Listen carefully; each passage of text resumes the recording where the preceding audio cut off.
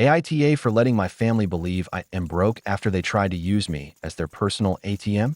I'm the oldest child in my family, a man in my early 30s, and for as long as I can remember, I've been cast in the role of the responsible one. The fixer, the backup plan.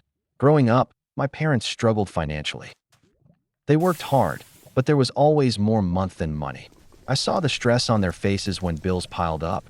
So even as a teenager, I learned to be careful, practical, and reliable. If something broke, I helped fix it. If someone needed help, I stepped in. That mindset followed me into adulthood. When I went to college, I worked part-time and sent money home whenever I could. Not because they demanded it, but because I felt guilty doing better than them. My younger siblings didn't do this. They were allowed to be carefree. I was expected to be mature. Everyone praised me for it, which felt good at the time, but I didn't realize I was being quietly trained to sacrifice myself for the family. After graduation, I landed a solid job in tech. Not millionaire money, but comfortable. For the first time in my life, I wasn't living paycheck to paycheck. I could breathe. I could plan. I could save. I didn't announce my salary, but people noticed the changes. I moved into a nicer apartment. I stopped stressing over groceries. I replaced my old, barely working laptop. That was when the dynamic shifted. At first, it was subtle. My parents asked if I could help with a utility bill one month.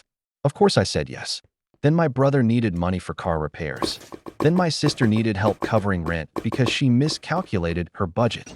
Every request came with a story and a promise that it was temporary. And every time, I helped. Because that's what I'd always done. Over time, the requests became more frequent and less apologetic. They stopped asking if I could help and started telling me they needed me to help. If I hesitated, even slightly, I'd hear things like, "You make more than all of us combined," or "Family helps family," or my personal favorite, "You'll get the money back somehow." Spoiler, I never did. The moment that really shook me was when my mom casually mentioned during dinner that they stopped putting money into their emergency fund. When I asked why, she laughed and said, "Well, if something happens, we have you." She said it like it was a compliment, like it was comforting.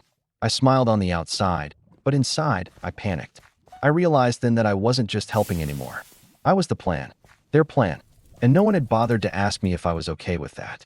I tried having a calm, adult conversation. I explained that while I didn't mind helping occasionally, I couldn't be the family's safety net forever. I had my own goals, my own future to think about. They nodded, agreed, said they understood. 2 weeks later, my sister asked me for money again. The real breaking point came with her wedding. She announced she wanted a destination wedding in a country none of us had ever been to. It was expensive, clearly out of her budget. One night, she pulled me aside and said she was counting on me to help make it happen. Not asking, counting on me.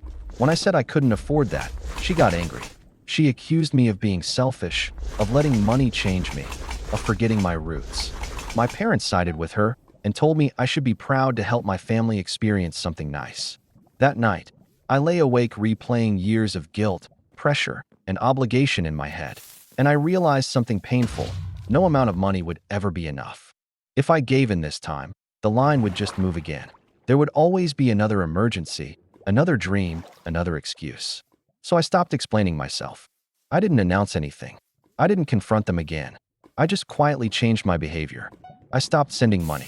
When they asked how work was going, I said it was stressful and uncertain. When they hinted about finances, I mentioned rising costs, unexpected expenses, and needing to be careful. I didn't lie outright, but I absolutely let them believe I was struggling more than I was. I adjusted my behavior around them. No more talking about trips or savings.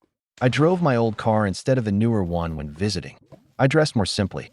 I stopped being the successful one in their eyes. And almost immediately, everything changed. The requests slowed, then stopped. My sister stopped calling unless she needed emotional support.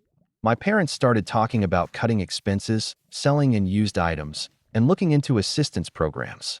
Things they'd never bothered with when they thought I'd cover the gap. What really hurt was realizing how conditional their behavior had been. When I was useful financially, I was praised. When I wasn't, I was suddenly just there. Still family, but no longer essential. Months later, my parents actually did hit a real financial crisis. Medical bills. Serious ones. They came to me, humbled, asking if I could help just this once. I could, easily. And for days, I wrestled with the guilt. because despite everything, they're still my parents.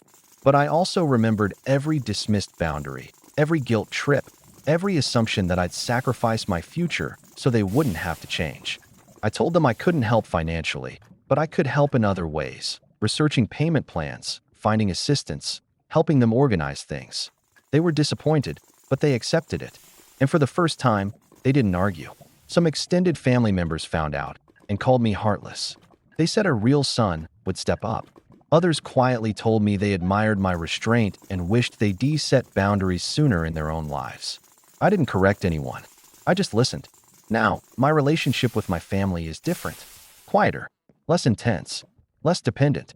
And while part of me still feels guilty for letting them believe I am worse off than I am, another part of me feels like this was the only way to stop the cycle without destroying myself in the process.